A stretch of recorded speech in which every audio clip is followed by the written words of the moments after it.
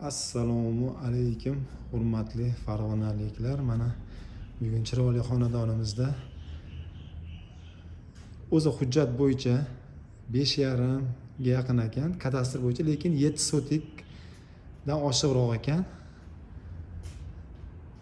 Chap tomonimizda 6 xona uy, polniy pishig'ish, почти 2 g'ish, 3 g'ish ekan, endi buzilganda bilinadi. O'sha rossiyskiy o'sha paytda Nikolayda g'ishlari. Kanalizatsiya bor. O'ng tomonimizda 3 xona, sanuzel alohida. To'rtburchak, yo'lda bo'yi, urjuzani chorrahasi. Hozir uylarda bir nima qilamiz?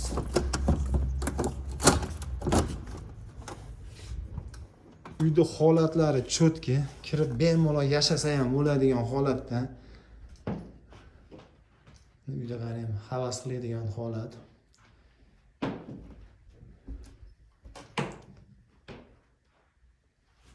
Полный remont qilinmaydi, полный отопление, двухконтурный отоплениyalar.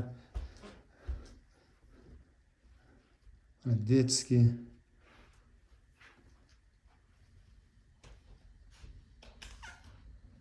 Uyda holati cho'tki, gap yo'q uyga. Yoyga odam ham bemalol ikkita o'g'ilni uylab, choli kampir yashaydigan holatda. Uydagilar 3 g'ish deyaptilar. Pishig'ishda bo'lgan. Nariga 10 tomondagi 3 xonasi aralash g'ish ekan. Uy gap yo'q. Zo'r holatda. Salqin, konditsionerni ham keragi yo'q.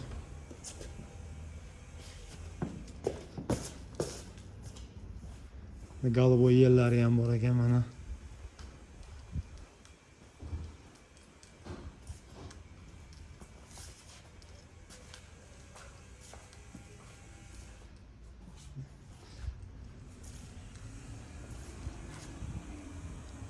To'rtburchak uy. Mana bu letniy kuxnyalar ekan, alohida. Mana juda havas qilib, chiroyli qilib qilishgan ekan mana. Mana letniy kuxnya. So'rilar bilan.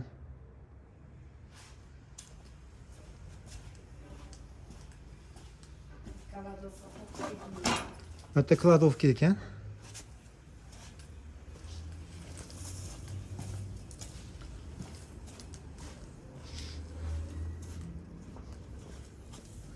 Bitta mana kuxnya, yana bitta alohida zimniy kuxnya.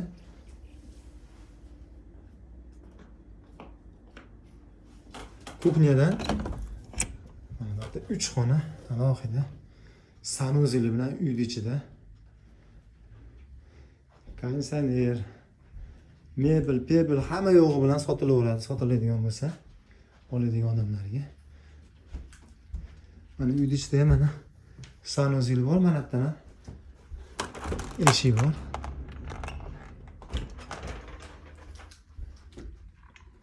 Sanuzel ham cho'tki holatda.